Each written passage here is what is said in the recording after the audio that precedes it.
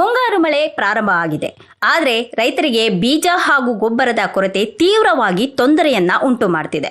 Agro ಕೇಂದ್ರಗಳಿಗೆ ರೈತರು ಹೋದರೆ ಡಿಎಪಿ ಗೊಬ್ಬರದ ಜೊತೆಗೆ ಲಿಂಕ್ ಗೊಬ್ಬರಗಳಾದಂತಹ ಸೆಟೈಟ್ ಅಥವಾ ನ್ಯಾನೋ ಯೂರಿಯಾ ಕಡ್ಡಾಯವಾಗಿ ನೀಡಲಾಗ್ತಿದೆ.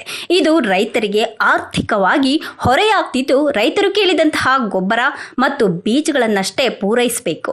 ಲಿಂಕ್ ಗೊಬ್ಬರ ನೀಡುವಂತಹ ವ್ಯವಸ್ಥೆಯನ್ನ ತಕ್ಷಣ ನಿಲ್ಲಿಸಬೇಕು ಎಂದು ಮುಂಡರಗಿ ತಹಶೀಲ್ದಾರ್ಗೆ ತಾಲೂಕು ರೈತ ಸಂಘದ ಅಧ್ಯಕ್ಷರಾದಂತಹ ಶರಣಪ್ಪ ಹಾಗೂ ರಾಜ್ಯ ರೈತ ಸಂಘದ ಪ್ರಧಾನ ಕಾರ್ಯದರ್ಶಿಯಾದಂತಹ ಶಿವಾನಂದ ಇಟಗಿ ಅವರು ಮನವಿಯನ್ನ ಸಲ್ಲಿಸಿದ್ದಾರೆ.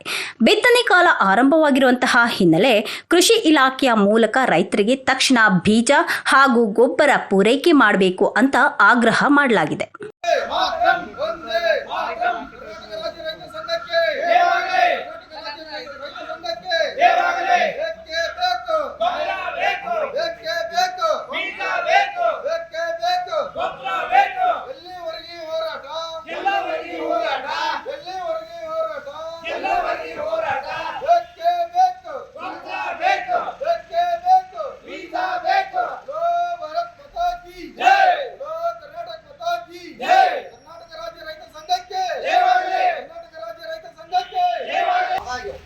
ಕೃಷಿ ಇಲಾಖೆಯಲ್ಲಿ ಕೇಳಿ ಬೀಜ ಬಂದಿಲ್ಲ, ಗೊಬ್ಬರ ಬಂದಿಲ್ಲ ಅಂತ ಎಲ್ಲ ಬೀಜ ನಾವೆಲ್ಲ ಬಿತ್ತಿದ 80 ಆದ ನಂತರ ಕೃಷಿ ಇಲಾಖೆಯಲ್ಲಿ ಬೀಜ ಬರ್ತದೆ.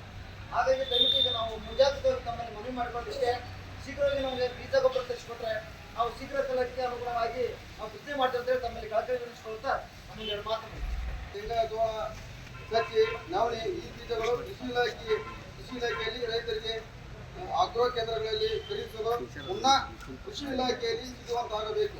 ಆಗ್ರೋ ಕೇಂದ್ರಗಳಲ್ಲಿ ಗೊಬ್ಬರ ಖರೀದಿಸಿ ಹೋದಲ್ಲಿ ರೈತರಿಗೆ ಗೊಬ್ಬರವನ್ನು ಕೊಡುತ್ತಾರೆ.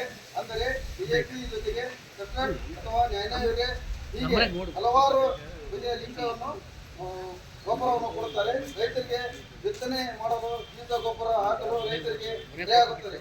ಆದ್ದರಿಂದ ರೈತರಿಗೆ ಲಿಂಕ್ ಗೊಬ್ಬರವನ್ನು ಕೊಡಬಾರದು.